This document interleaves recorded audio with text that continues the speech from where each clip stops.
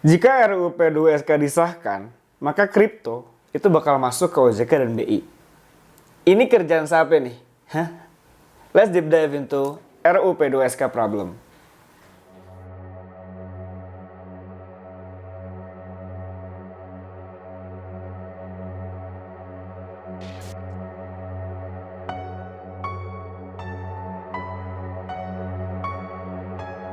Singkatnya teman-teman, Rancangan Undang-Undang Pengembangan dan Penguatan Sektor Keuangan atau RUU P2SK ini itu dirumuskan oleh Komisi 11 dari DPR RI yang didedikasikan untuk menciptakan pertumbuhan ekonomi yang inklusif. Nah, yang tercatat ruang lingkup di dalam RUU P2SK ini tuh ada 19 hal. Di antaranya kelembagaan, perbankan, pasar modal, entah itu pasar uang atau pasar valuta asing, dan pokoknya banyak banget lah intinya. Nah, salah satunya itu ada yang disebut dengan ITSK atau Inovasi Teknologi Sektor Keuangan. Aset kripto itu masuk ke dalam salah satu poin di dalam ITSK pasal 202 ayat 1. Di dalam ITSK ini ada banyak nih, ada sistem pembayaran, ada penyelesaian transaksi surat berharga, bla bla bla bla bla, dan salah satunya itu adalah aset kripto yang termasuk dalam Inovasi Teknologi Sektor Keuangan. Salah nggak? Ya nggak salah, karena kita bisa katakan aset kripto emang inovasi teknologi kan di sektor keuangan. Tapi masalahnya itu ada pada pasal 205, 207, dan 208. Di mana di sini tertulis bahwasannya Bank Indonesia dan Otoritas Jasa Keuangan atau OJK akan menjadi otoritas atas seluruh aktivitas yang tergolong dalam ITSK. Jadi nih ya, kalau RUU ini sah, BI dan OJK lah yang akan mengatur dan mengawasi aset kripto. Loh, kenapa tiba-tiba masuk ke BI dan OJK? Kita gue jelasin. Singkatnya adalah aset kripto ini masuk ke dalam kategori ITSK, dan ITSK ini diawasinya oleh BI dan OJK. Itulah alasan kenapa tiba-tiba aset kripto masuk ke BI dan OJK. Nah, itu secara singkat tentang RUU P2SK dan aset kripto. Tapi ada yang menarik sebenarnya di sini. Kita ngomongin tentang politis sedikit lah. Kita gosip dikit biar seru gitu kan.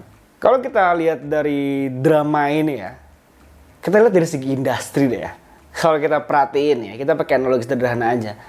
Aset kripto kan udah gede banget lah ya. Dan dilirik sama berbagai industri termasuk fintech. Ya gimana enggak? Dari semua exchanger aja ada 3 exchange yang terhitung multi platform. Peluang, Ajaib, dan Anafest. Bahkan kalau boleh gue katakan, Peluang dan Ajaib itu awalnya nggak ada kripto-kriptonya ya kan.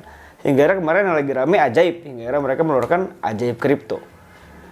Secara industri, secara bisnis, gue bisa katakan ini adalah tanda bahwasannya multi platform akan jadi salah satu bisnis yang menarik. Dan sudah banyak platform-platform jual beli saham, jual beli reksadana, dan hal lainnya. Nggak banyak lah ya, to be honest. 2 ini deh, Peluang dan Ajaib. Ini masuk kripto. Secara industri, berarti ini tanda nih. Oh, kripto itu mau dilirik oleh perusahaan-perusahaan dari industri sebelah, itu fintech yang diawasi oleh OJK. Dimana pada akhirnya ya, Nano, Peluang, Ajaib, ini nggak cuma jual stok atau reksadana, tapi ya mereka juga jual kripto. Kalau lu tanya lagi kenapa ya, kita ngomongin transaksi deh, misalnya kita ngomongin angka deh nih. Pajak deh, kita ngomongin pajak.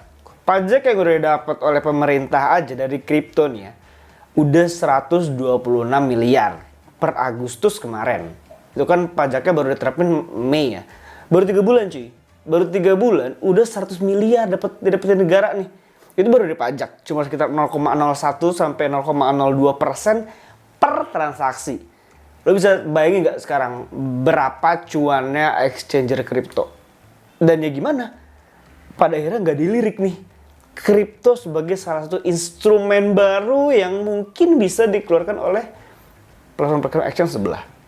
Mungkin lo bakal mikir kayak, ya udahlah kan tinggal bikin, mereka bang apa hubungannya sama RUU P2SK dan sebagainya.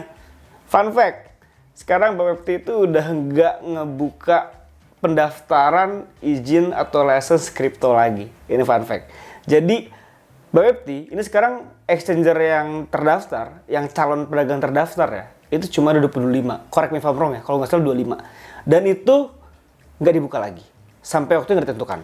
Dan ini udah ada kok, kalian bisa cek suratnya di surat edaran nomor 208 dari Bapepti. Itu menyatakan mereka sementara nggak ngebuka pendaftaran. Dan 3 multi platform exchange tadi, Nano, Ajaib, dan Peluang itu yang udah masuk ke dalam terdaftar ini. Sisanya ya kayak Indodax, Crypto, dan exchanger yang crypto only lah, pintu apalagi macam-macam. Nah, Bapepti ini kan pada akhirnya nutup ketika nggak jauh nih Ajaib ngerilis fitur kripto kan. Gua rasa nih ya, kan pasti kalian udah pada mulai melirik dong, kayak wah Ajaib udah masuk kripto, Peluang udah ada kripto. Ini yang lain kan masih banyak nih ya. Gue yakin ya, gue sebagai businessman ya, pasti bakal mulai berpikir kayak should I join them gitu kan. Misalnya nih gue punya aplikasi jual beli saham nih, startup A namanya. Gue bakal mikir ini kripto udah cuan ya kan. Tapi di sisi lain gue nggak bisa nih dapetin izinnya. Izin yang gue punya cuma OJK ya kan. Terus apa yang harus gue lakuin? Ketika gue cuma punya lisensi OJK dan gue mau daftar Bapepti udah nggak bisa. Yang gue lakuin adalah ya gimana caranya mindahin aset kripto yang awalnya diregulasi oleh Bapepti pindah jadi diregulasi oleh OJK. Supaya apa? Supaya gue otomatis bisa dong jualan kripto, ya nggak? Wah bang lu gosip bla bla bla bla. To be honest, kita emang kenapa sih kita bisa spekulasi seperti ini? Kita sempat interview sama beberapa tim government relation dari exchange crypto yang terdaftar di Indonesia, termasuk beberapa petingginya. Faktanya nih, ini fakta teman-teman. Teman-teman bisa cek di mana-mana. Awalnya tuh aset kripto ini nggak ada cuy di ITSK. Tapi nggak ada angin, nggak ada hujan ya kan. Tiba-tiba kripto masuk di ITSK. Karena kalau kalian mau tahu, RUU itu kan rancangan. Jadi ada tahap-tahapannya cuy. Dari pemerintah dulu, baru ke DPR, terus udah draft keberapa, baru dilegalin, nanti diketok palu, tok gitu. Nah, kalau kalian mau tahu, di draft 1 sampai 2, itu tuh nggak ada kripto. Terus sekarang, tiba-tiba ya kan, kripto ada. Pertanyaannya gini, siapa nih masukin? Ya kalau masukin jelas lah ya, mungkin either legislatif atau staf sus ya. Tapi pertanyaannya kok tiba-tiba ada? Hah? Awalnya draft 1-2 nggak ada nih kripto. Kok tiba-tiba draft 3 dan sampai sekarang ada? Siapa yang masukin? Siapa yang nitip? Ya, gue sih nggak mau berspekulasi. Tapi dari apa yang gue ceritain barusan, make sense. Sangat make sense ketika industri ini udah mentok, ya regulasi yang harus digerakin gitu kan. Nah, apakah ada kemungkinan bisnis dan exchange ini bermain politis? Sangat ada cuy. Ini duit, ini bisnis gitu kan. Bisnis itu sangat kait dengan regulasi gitu kan. Kalau memang kita bisa memutar regulasi dan itu menguntungkan bisnis kita, ya everyone will do it gitu kan. Apalagi ini duitnya ada tuh kripto. Ya tadi udah kita sebut lah pajaknya segede gitu. Kalian hitung aja berapa trading fee yang didapat oleh para exchange kripto. Jelas yang pasti banyak perusahaan-perusahaan mau ikut-ikutan untuk membuka fitur kripto.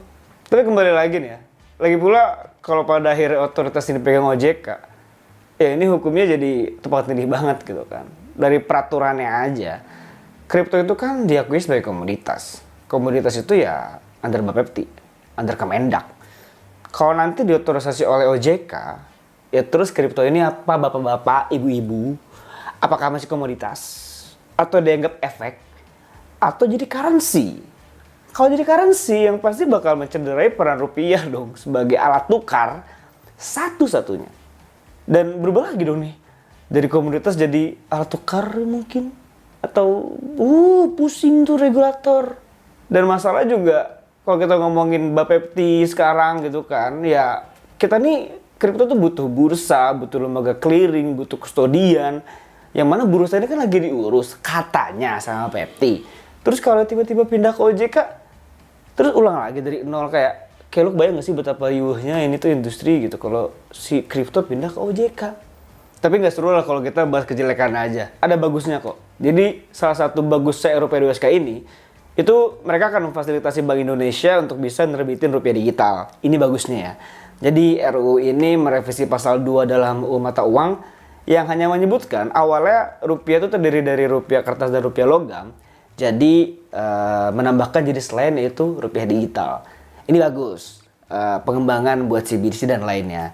Tapi untuk sisanya, untuk ide bahwasannya aset kripto masuk ke ITSK kayak ya please lah, nggak usah ngide cuy.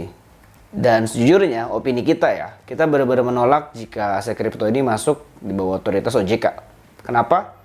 Dengan alasan akan terjadi tumpang tindih dasar hukum dari penerapan aset kripto Indonesia. Jadi kalau bagi kami udahlah dibapti dulu aja, gak usah sok-sokan mindah-mindahin aset kripto ini ke OJK. Riweh cuy. Dan ini baru aset kripto ya. Ini bahasa kripto nih, kita belum ngomongin regulasi NFT.